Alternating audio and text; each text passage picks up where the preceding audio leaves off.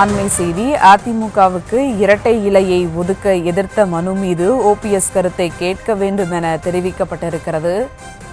எந்த நாட்டின் வரலாற்றிலும் ஒருவரை ஒரு அரியாசனத்தில் அமர வைத்துவிட்டு அதன் பின்னர் உரியவருக்கே அந்த அரியாசனம் திரும்ப தரப்பட்டதாக வேறு வரலாறே இல்லை. அந்த புதிய வரலாற்றை படைத்து காட்டியவர் அன்பு சகோதரர் ஓ பன்னீர்செல்வம் அவர்கள்.